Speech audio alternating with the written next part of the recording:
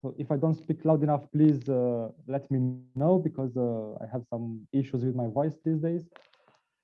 I will talk about ways or some ways to extend the proximal point algorithm beyond convexity, as the title says. It's a joint work with two colleagues from, or this talk is based on joint work with two colleagues from Chile, Felipe Lara and Raúl Marcavillaca, who did a lot, so not more, maybe most of these things you're about to see. First, some motivation. Why are we interested in? Why were we interested in these problems? Of course, in the proper convex LSC case, the prox operator is nice. It is single valued. It has all these nice properties. However, if we lose the convexity, then things stop being so nice. Sometimes so usually the prox is no longer single valued, it becomes a set valued or multi-valued operator. Then there are no closed formulas for it. I mean, in the convex case, we have all these formulas which were collected on the prox repository, if you want, or also in some other papers. However, in the non-convex case, even the prox repository has, I think, 6 or 7 formulas only. And also, it outside the convexity, the algorithm fails to converge. Of course, there have been already some extensions, different ways, different directions. For instance, on functions, so on problems involving quasi-convex functions, DC functions, Kordika-Lojasevic functions, ratios, and so on. And with some exceptions, usually one gets convergence towards some sort of a stationary point, not towards an optimal solution or a global solution of the problem. And of course, this state of the art motivated us to try to see what happens in the convex case, in the quasi-convex case, a bit more closely. And yeah, just a few words about quasi-convexity. I mean, the definition should be well known in our community. I just put it here for completeness. And the proximal point method has already been extended towards or for minimizing quasi-convex functions in certain senses. So you see here some names of colleagues who did that. Tintaya had 2 papers with different authors. Most recently, some colleagues from Brazil had similar results. And usually the convergence was towards stationary points of H. And they also didn't use the classical proximal point method. It was the, how to call it, the Bregman distances. So that's the version with the Bregman distances of the algorithm was involved in their algorithms. Anyway, this year, or at the end of the last year, my co-author Felipe Lara proposed proximal point algorithm for minimizing strongly quasi-convex functions. And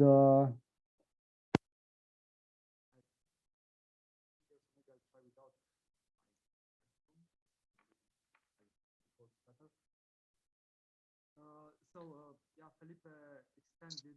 We can't hear you. Can't hear me. Something has happened and no sound.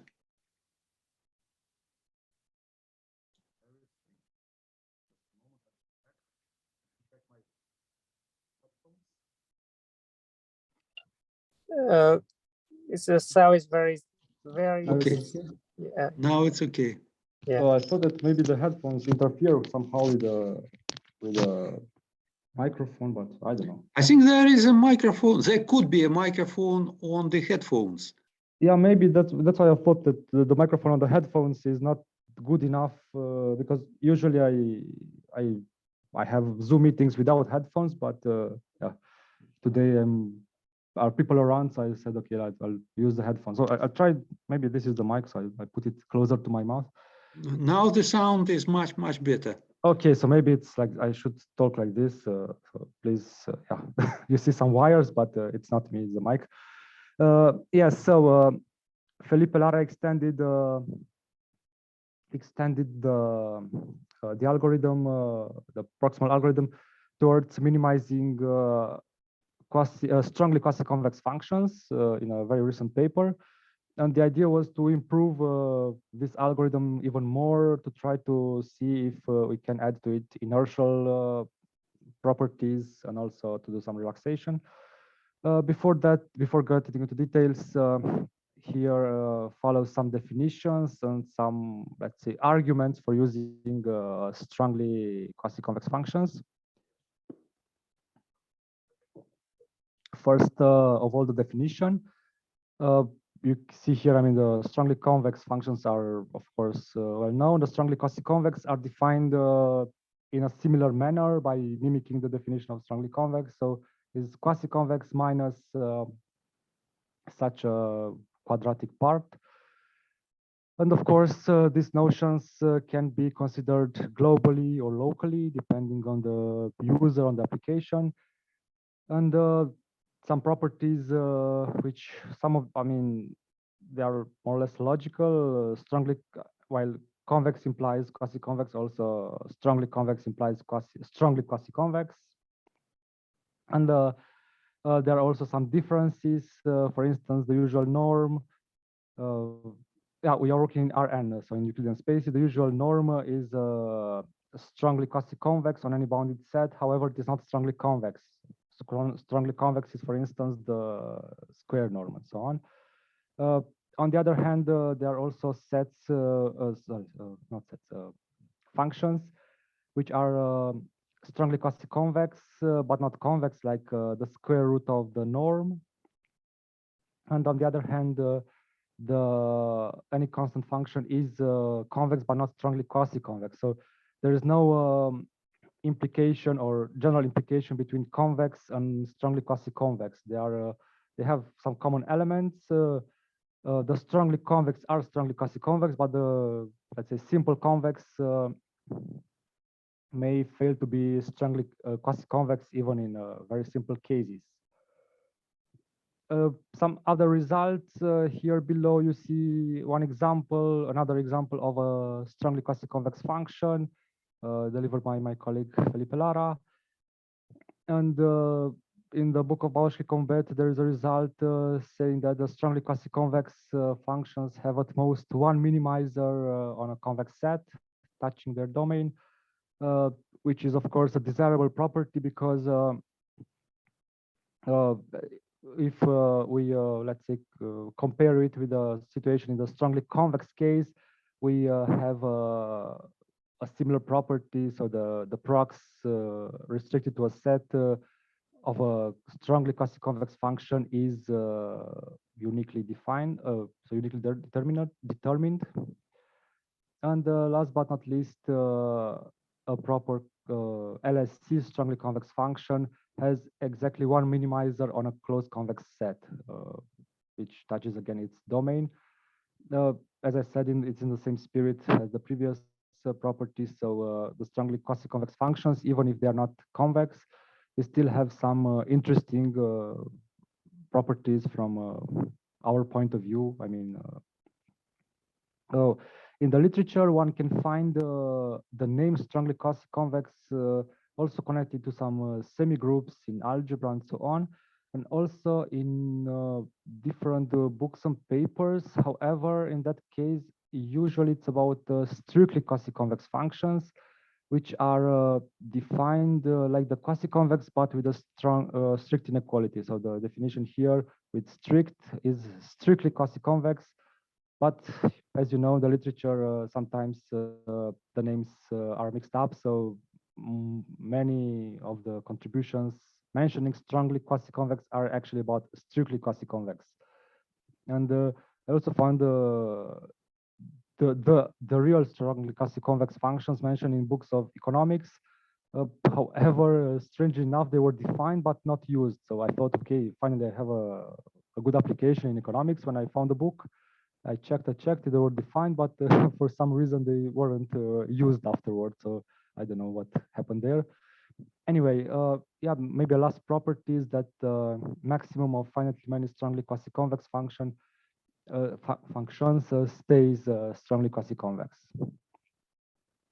Now about the problem to be treated today, we are minimizing a function over a linear subspace. The function is taken to be proper continuous, and we have here two classes or two possibilities to take the hypothesis first, or the additional hypothesis on the function h. Either h is taken strongly quasi-convex on this set K, or it is taken only quasi-convex and two weakly coercive. This is the definition. For instance, the convex functions are two weakly coercive, and the strongly quasi-convex are also two weakly coercive. So basically, property A implies B1 and B2 together. Vice versa is not always true. A constant function satisfies B1, B2, but not A. We will provide convergence results for the proximal, for the relaxed inertial proximal method for both these situations. And what's also relevant here for this construction is that we took K to be a linear subspace because of the construction of the algorithm. I will go to it a bit later. Of course, one can consider the whole construction over the whole space, or if we remove some construction in the algorithm, then K can be taken close convex. So again, it's some additional, let's say, flexibility, if you want, in this manner. So the algorithm, so relaxed inertial proximal point algorithm used in order to solve this problem, again, under this assumption or under these two assumptions, is this one.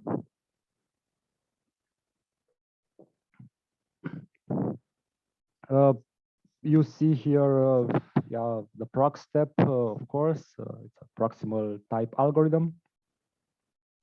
The prox is taken with respect to a set, to the set K, which again is the set which plays the role here, which constrains the variables or restricts the variables.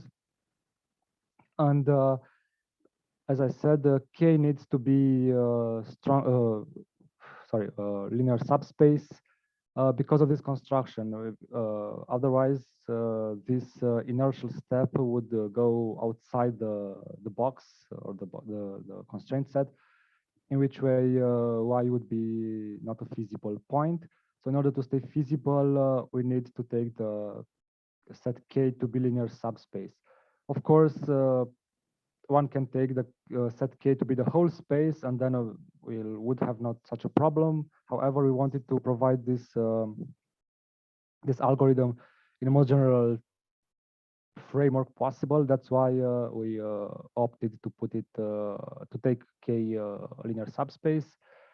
And yeah, we have this inertial step. Of course, so the current or the new iterate depends on the previous two ones, xk minus 1. Then we have a prox step, and towards the end, the relaxation step involving these two elements.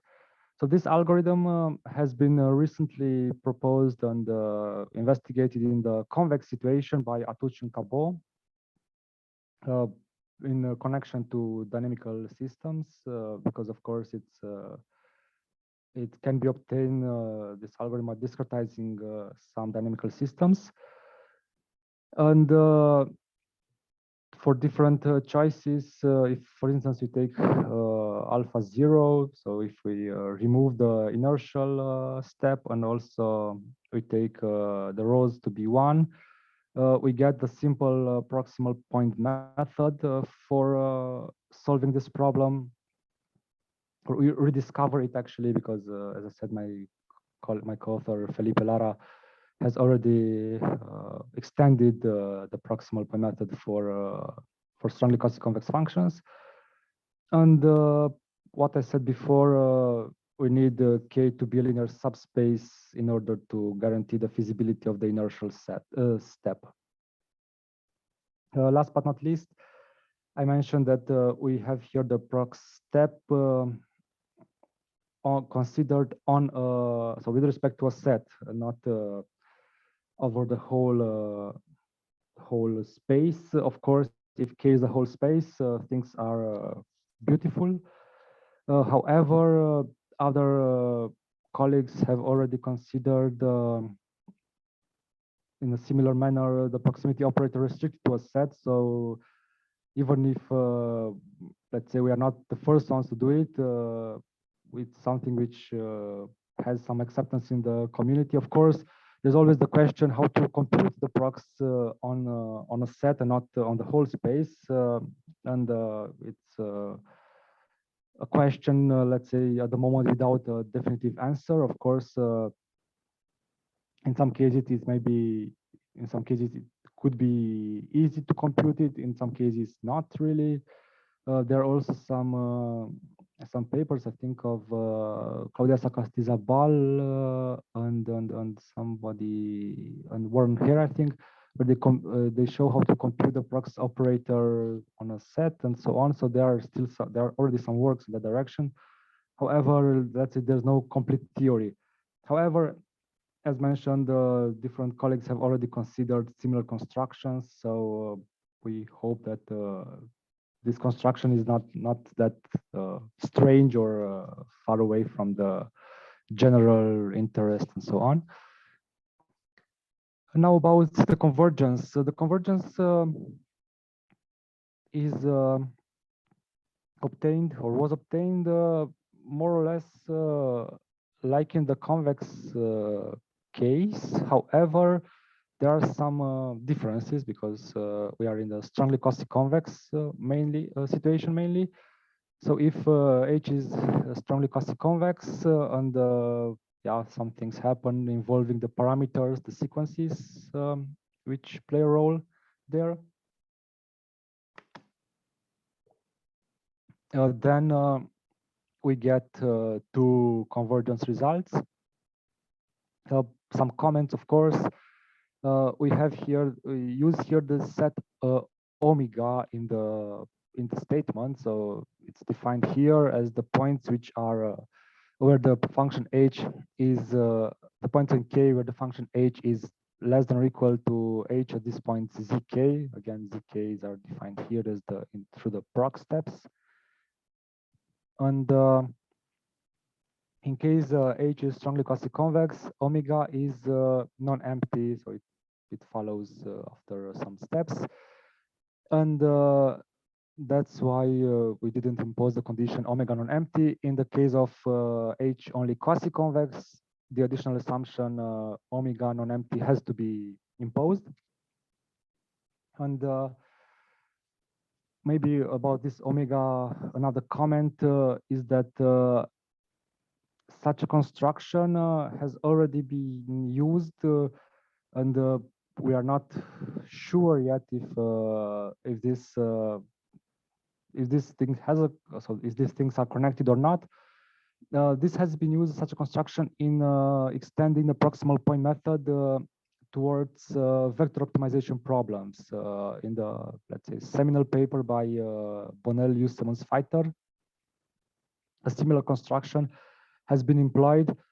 There it was used in order to guarantee that the sequence of iterates is a descending sequence for the vector function involved, because of course in the vector case we are not like in the real case where you go, I mean, two numbers can always be compared. In a vector case, one can be here, one here, so there's no comparison with that among them.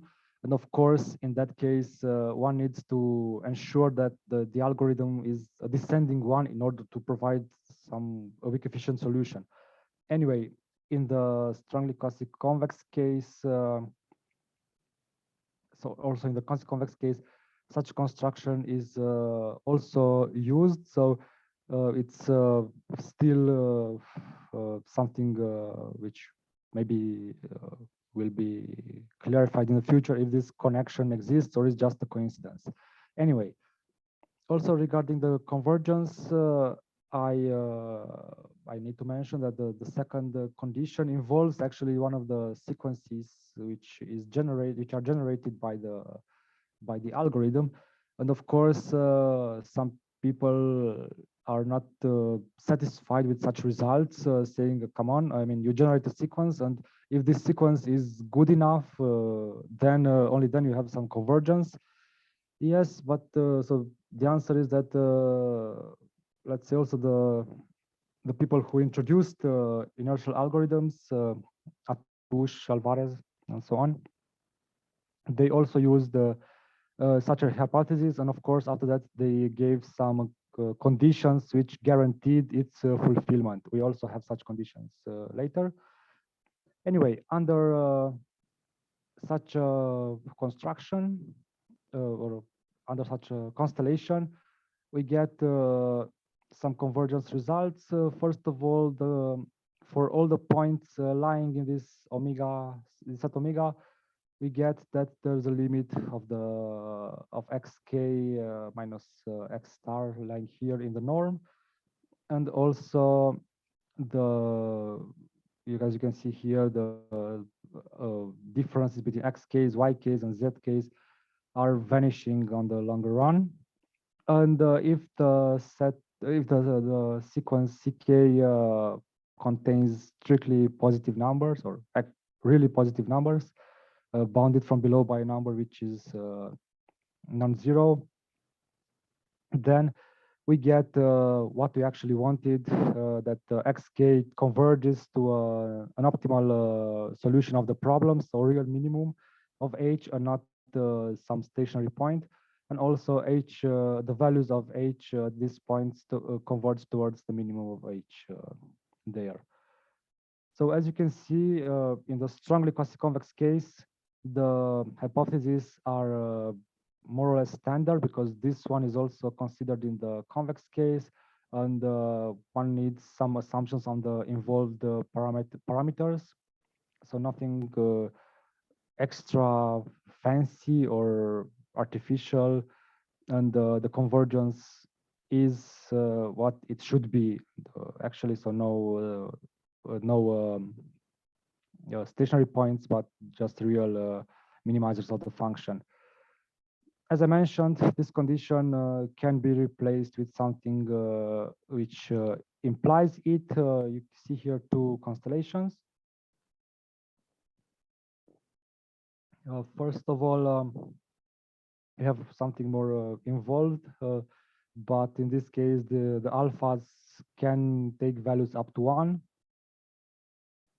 Alpha k has to be non-decreasing. Alpha k again plays a role here in defining the inertial steps, and in this case, actually one gets even that the sum of the without alpha k here, so the norms, the difference of xk minus 1 to the square in norm into the the square norms of the difference is xk minus 1. Their sum is less than plus infinity.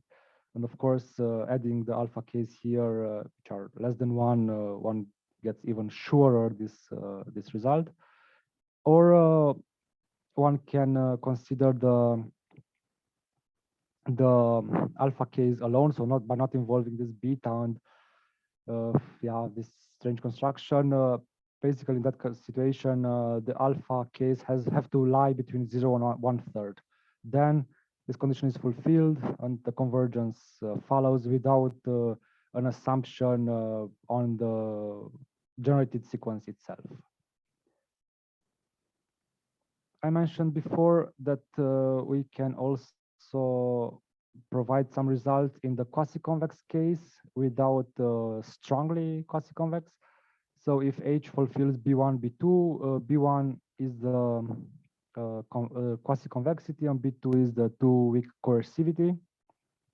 And then we need to assume that omega is non-empty. Omega is, again, this set. So in the strongly quasi-convex case, it is non-empty by default. In the quasi-convex, it has to be assumed non-empty. Using the previous hypothesis on the sequences, one gets the first result in the previous case. And for the second one, you get only that h at these values or the values of h at xk are convergent if h is bounded from below. Here we believe that we can get somehow maybe under additional assumptions that also xk is convergent, but let's say as of today, this is the best result we could get. Of course, yeah, it is not the optimal outcome one would hope in such a situation. However, on the other hand, there are also other algorithms in the literature where one gets convergence only of the values of the function at the point of this iterates, like, I don't know, the FISTA or mirror descent. So in such situations, is again some sort of a convergence of h at that point, or f, whatever, and not exactly the convergence of xk or yk and so on. So that's why we decided to include this result as well. And now we also discussed different special cases. For instance, if these alphas disappear, then we lose the inertial steps. We get relaxed proximal algorithm, so prox and relaxation. In that case, the set K can be taken closed convex. You don't need to take it linear subspace or the whole space anymore. It's enough to have it closed convex. And in that case, we have again a similar construction. The prox restricted to a set, as I said, is a matter of, I don't know, taste or choice at the end.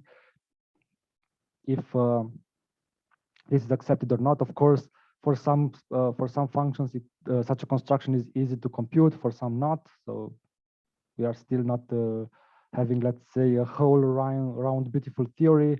Some things are not perfect, but on the other hand, I think this opens the possibility to work on such problems, and maybe to get some surprising and interesting results.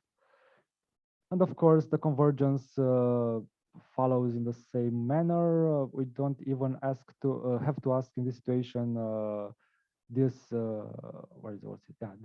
assumption on alpha k's time involving the sequence xk, because the alpha k's vanish. Basically, one gets these results from the usual hypothesis, h strongly quasi-convex and so on. One gets that xk is bounded, and with the additional lower bound for the sequence ck, we get again the convergence of xk's towards the minimum point of h. So this is, let's say, the part of my talk which is more or less finished and submitted. And we have here also included some experiments in Matlab in order to not overcomplicate the issues. We considered this function h to be a maximum of these two functions. Of course, this is a convex one, but this is a strongly quasi-convex. So the maximum is strongly quasi-convex, also continuous. The minimum of the function h by construction is at 0, and we employ the proximal the algorithm, the relaxed-inertial algorithm, and we compared it with the proximals, with the, let's say, pure proximal algorithm on the same situation, in order to see if these additional steps, inertial and relaxation, actually bring something, or they are just you know, nice from a theoretical point of view. And you see here some constellations. We tested the results on, took the alpha somehow, the rows, and so on. And basically the relaxed inertial algorithm provides or delivers results faster than its pure proximal counterpart.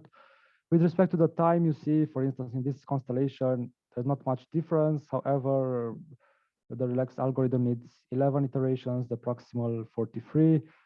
However, if we increase the number of variables and we play with the error because of course we get at the end some epsilon solutions and not like optimal solutions, because of course it's an implementation. The numbers start to be more and more different, as you can see here. For 50 variables and epsilon 10 to the power -6, there's also already a noticeable difference of time, both in time on iteration numbers, or if we go a bit higher, like 500 variables, then the difference is still there. Surprisingly, but of course we have a smaller epsilon. The proximal point algorithm seems to be a bit faster in this situation than here. However, okay, these numbers coincide, so maybe one of them is wrong.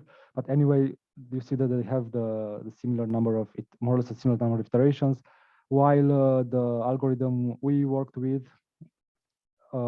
still has like half of the number of iterations needed by the pure prox. And so on for different other constellations. We get somehow similar results, and sometimes the prox even has some strange issue, but only here. So of course this ratio between the numbers of iterations and the times turn out to be here for some reason that high, but still in the other situations the inertial and relaxed steps bring something on the table, and you see the numbers of iterations are different, and also the times. And we extended this work also on equilibrium problems involving strongly quasi-convex functions in the second variable. In the equilibrium problems, as you know, we have bifunctions, and one considers different hypotheses on them in one variable, in two variables, depending on the situation, on the construction, on the desired outcome. Basically, we started here because my co-author and Alfredo Yussem had some existence results for solutions of such problems when the bifunction was quasi-convex or strongly quasi-convex in the second variable. So the idea was, since we already have the algorithm for minimizing a function, could it be possible to extend it for such a constellation involving pseudo-monotone bifunctions, which have some topological hypotheses on them, some Lipschitz condition has to be satisfied, and instead of taking f to be convex in the second variable as usual in the literature, we took it strongly quasi-convex on LSC, and the algorithm is let's say in a certain sense the one you've seen before. However, of course, the function is no longer a symbol or in one variable, is a bifunction, and the prox step and so on is considered in the second variable, and the function or the bifunction has as a first variable the current iterate. Again, because of the inertial step, we take K to be a linear subspace. So this K, which plays a role here. Of course, without the inertial step, K can be taken to be closed convex or the whole space, depending on the situation. And the algorithm is somehow the same. There are some small differences regarding the parameters because of the specifics of this problem. And yeah, basically after we finished designing it and so on, so the paper is not yet submitted, is almost finished. We still have to do some experiments. We found out that the same algorithm has been proposed in the convex framework by colleagues from Vietnam. And of course, in this with this respect, then our work extends also their work from convex towards strongly quasi-convex. In the case when we give up the inertial and the relaxation steps, we are rediscovering some recent work due to Alfredo Yussem and Felipe, who extended the classical proximal algorithm for such a framework. And one, let's say, particular thing here is that the hypotheses, I come back to them, this whole set, if you want, of hypotheses guarantee by means of the existence results by Yussem and Lara, that this problem has a minimizer, so has a solution, and this one is actually a singleton, or it is unique. Now the convergence for this algorithm involves again such a condition, which, as I said, can be replaced by means can be replaced by without having to contain the generated sequence, in a sense that if the alpha k's are taken conveniently, like less than 1/3 and so on, and the alpha k decreasing, then this condition can be replaced.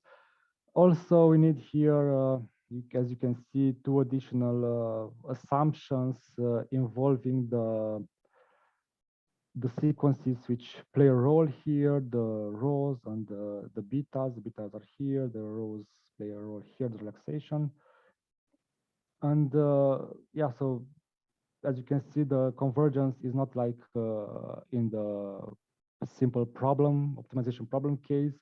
In this situation, it requires a bit more playing around with the parameters. However, we get the convergence results as you see them here below. So if the solution set is of the problem contains exactly X bar, I mean the hypothesis guarantee the existence of a solution, it is a singleton. In that situation, one gets convergence in that so in this situation, in norm between the difference between the generated sequence and the X bar is convergent, and also at the end, without additional assumptions, one also gets that all these generated sequences converge towards this solution. So of course, in this situation, without these two extra assumptions, which look a bit, I don't know, complicated, but there are situations when they are fulfilled, so it's not like they are contradictory or something like that. In such situations, the convergence can be achieved. And okay, I still have some time. I also included in my talk, as you could see in the abstract, some a bit older results of ours, for myself and Felipe, regarding a class of functions we called prox-convex. I have already talked about these results in the Wombat conference or workshop, I think 2 years ago. However, since they also involve, in a certain sense, quasi-convex functions, I decided to put them here together with these results on strongly quasi-convex, because actually notice that the strongly quasi-convex functions of a certain type are fulfilling this definition. So I'll go now a bit faster because I have like, I don't know, 6-7 minutes. The motivation behind this second part was the fact that usually for non-convex functions, the prox is no longer single valued. Yeah, it's a multi-valued operator. except for the weakly convex functions. So we introduced another motivation for this was Malitsky's golden ratio algorithm, which worked for solving mixed variational inequalities in the convex situation. And we noticed that we could relax the convexity to something else in order to get to still be feasible, to still get a solution, because my co-author and Alfred Yussem had some existence results for solutions of such mixed variational inequalities in the quasi-convex case. And we introduced then the so-called prox-convex functions. Unfortunately, we weren't able to get let's say nicer definition for them. It's the same definition I presented like I don't know 1.5 years ago at the Wombat workshop. Basically, one needs to assume that the prox is non-empty and to have this strange condition. However, if a function fulfills this, then its prox restricted to a set, but of course the set can be taken a whole space, is single-valued and firmly non-expansive. So even if this let's say class of functions is not that handy to be deal with, still it has some interesting properties. Of course, the proper convex LSE functions belong here. And there are some examples. For instance, such a function which can be seen as a DC function or also as a weakly convex function, but is not a convex one. It is prox-convex or such functions which are quasi-convex. So hence the connection to quasi-convexity from the first part of my talk. Such functions are neither weakly convex nor LSE non-convex, but they are quasi-convex and fulfill this definition for x to the power of 3, which is, let's say, one of the classical quasi-convex functions, but non-convex. It also fulfills this definition. So at the moment, we don't have, let's say, a nice definition for this class. We just have, and also we don't know exactly which classes of known functions are included in it, or where maybe if it's included in some other classes of functions. However, we have some intersections between this class and the quasi-convex functions and the DC functions, weakly convex, and so on. And just briefly, okay, because there's the time, we show that the classical proximal point algorithm stays convergent when the convexity is replaced by prox-convexity. And also Ura's golden ratio algorithm stays convergent when for mixed variational inequalities of this type, when the convexity of the function involved, so the function h, is replaced by prox-convexity. And of course, in the hypothesis we needed here, for instance, you get this one when the alpha involved here and in defining the prox-convexity is larger than this ratio, and in the convex case this collapses to a known result. So it's an extension, if you want, of the classical, I mean 2019, but still of Ura's result in the convex case. Okay, I won't get now into many details here. We have also some experiments in order to see that the algorithm actually works even in this non-convex case for such a mixed variational inequality, for an even more complicated one where we also have some conflict, let's say, between the operator which is increasing and the function which is decreasing, and also a situation which contains an application taken from a paper of Moon Kui, where different functions were involved in a so-called holistic equilibrium model. And from these 5 functions, 2 are convex and 3 are prox-convex. So this and this are convex, and this one, and this one are prox-convex. And we got also in this case convergence of the algorithm for the whole situation. And basically, the golden ratio algorithm of Malitsky can solve also such a problem where the functions are involved functions are not all of them convex. So you see here some results. And last but not least, for the last minute, some ideas, some things which are to be done regarding the whole package you have seen. First of all, at the moment, this should have been done, but there were some technical issues on my computer with the Matlab. Yeah, so I couldn't do them on time for this talk, unfortunately. We are interested now to compare the algorithm, the performance of the relaxed inertial algorithm for pseudo-monotone equilibrium problems with the proximal subgradient algorithm by Yen and Mu, recently published on Archive. They also, so they have a, let's say, proximal subgradient algorithm, and they get some convergence results also in the strongly quasi-convex case. So of course, the natural idea is to compare the performances to see if we are faster or maybe they are faster. So that's still unknown to us at the moment, but it will be done soon. So by the moment we'll submit the paper, the results will be there included.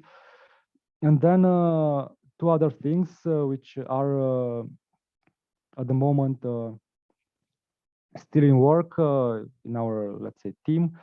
The problem of convergence of the iterates in the quasi-convex case. As I said, there we have only the convergence of the values of the function. So in the pure quasi-convex and also strongly quasi-convex, in that case, the question is, can we get also the xk to converge? We hope so. The other colleagues got convergence towards stationary points with their constructions. So the idea would be to find a way to do the same. We are still not there yet, almost there, but not there. And another idea is to extend splitting methods towards sums of convex and strongly quasi-convex functions. And also in this situation, it is so we have started. We are not there yet, so it's something maybe for the next Wombat workshop in, I don't know, or something like that. Okay, thank you very much. I think I don't have any more time.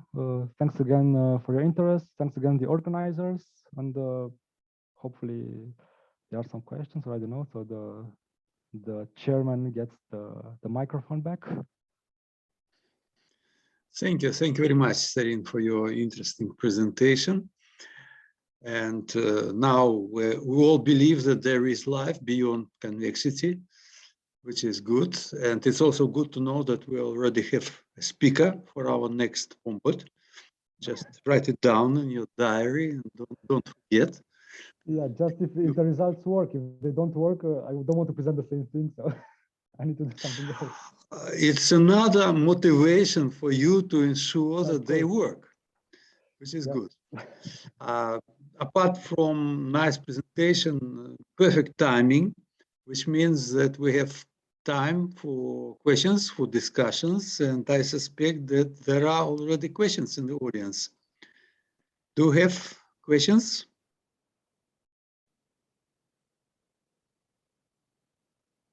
Please, anybody, feel free to unmute yourself. Janusz, of course. Janusz, go ahead. Yeah, hi. I just thought maybe there are people who know more about this, so I let them go first. But so you have in your first algorithm, you have a zk and a yk, and you say when they agree, then you know you're there, and you terminate, right?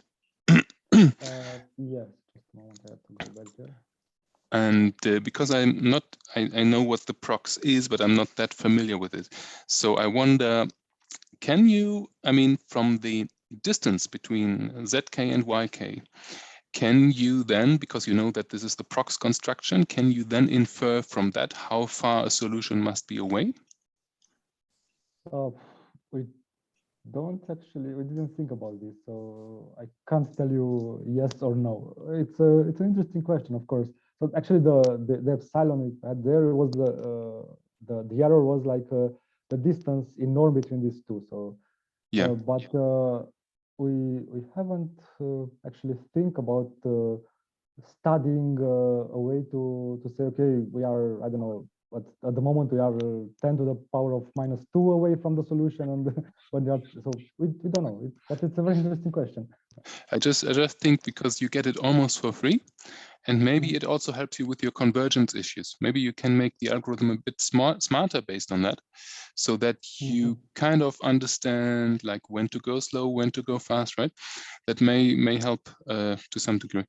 And then I had in the convex case, you have, you know, the distance between zk and yk gives you about from any in this case, for example, yk to the solution. So the distance between yk to ENSTA, the unique solution, is bounded from above by the distance from zk and yk.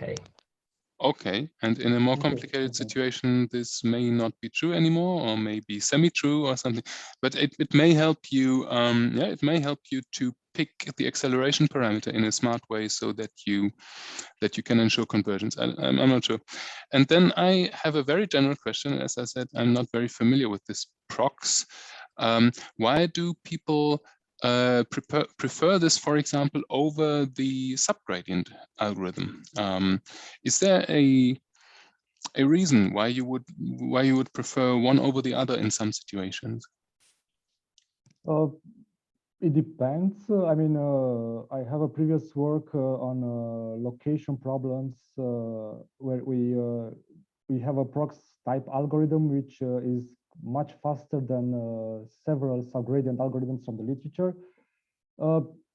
So it's how to say, it's known. I mean, I know from, but I can't actually say where I did that read is that usually the proximal algorithms are faster than the subgradient ones. But so actually, I'm not. Maybe some other colleagues know exactly where they find the theoretical result on this, so I can't say that it's in that paper and that paper, general one. However, in my experience, as I said, where we compare our prox algorithms in a location case or also in another paper, we are faster with the prox algorithm than different colleagues with the subgradient algorithms. So this is the, let's say, the things which I can, the answer which I can document. I mean, I have the other papers. In general, I don't exactly know, as I said, where somebody may have gotten some such a result in general. However, in the subgradient algorithms, there's also the, let's say, at least in the convex case, and the prox is unique, so you go on and on. And the subgradient the subdifferential may contain several subgradients. So if you pick the wrong one, you can go a bit away from what you want. So maybe that's one of the ideas in that case. Yeah, that may be. Yeah, thanks. Okay, thanks for the question. Sorry, maybe I can Regina, go ahead, say please. something. Hello, thank you for your beautiful talk, Sorin. Thank you. In the subgradient methods, not only you may have the problems with choosing the search direction that Sorin mentioned, but also the step size. The choice of the step size is very delicate in subgradient methods. While in proximal type methods, you can use a constant step size and you will converge. So it's much simpler in the sense it's much more stable in terms of convergence issues. You will certainly not have convergence issues if if the parameter in the proximal objective is bounded, for example, and also you see you multiply the parameter times the distance between the new point minus the old point. So that distance tends to 0, while the parameter does not need to tend to 0 for you to have convergence. So that is a great advantage of proximal point. On the other hand, proximal point has the disadvantage that sometimes solving the proximal iteration is as complicated than the original problem, you know? So there are things that you need to measure up in each situation. And if we only compute the prox up to a certain error, is that still stable, or do we lose that stability then? The prox is always stable in terms of if you minimize for a fixed parameter or for a parameter which is bounded above and below, like Sorin showed, then it's always going to be stable. Yeah, no, I mean, so if you, for example, because you say the computing the prox is complicated, let's say you compute it up to an error epsilon. Is that then a big disaster, or will this stability of the prox pull it in? Look, if you know how to solve the prox subproblem, then it's good. You should do that. But in general, the prox subproblems are more difficult. So solving the proximal problem is more difficult because you have essentially the same structure as the original problem, or more or less the same structure. I don't know if Sorin agrees with me. Yeah, so basically for all these nice cases where the prox is known, of course, the inner problem is already solved. So you just put the formula and move on. In that case, you're fast, so super, you're fast.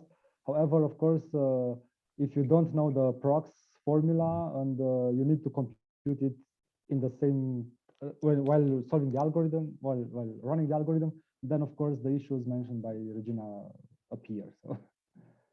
Again, it's let's say it's not even if it's mathematics, it's not like an exact science up to the end of it, so to say. But thank you, Regina, for no, please. It was a beautiful talk. Thank you for reminding about the proximal point. Some very short question from the audience. Our time is over, but if some urgent, very short question, please go ahead. No? Okay, thank you very much, Sorin, again, for your nice presentation, for having us in mind, also for Wombat. Thank you, everybody. I'm motivated now to finish this thing for Wombat. Thank you for it. Yeah. So make sure that you do. Before I close the meeting, a reminder that next week we have another talk, but it will be in the morning time according to Australian schedule. Sorry to our European participants. Our presenter is going to be from Chile, so we are meeting at 11 Australian time, Australian Eastern time. Okay, thank you, everybody. And please keep coming. Thank you very much. Thank you. For the invitation. Thank you. Thank you, everybody. Thanks.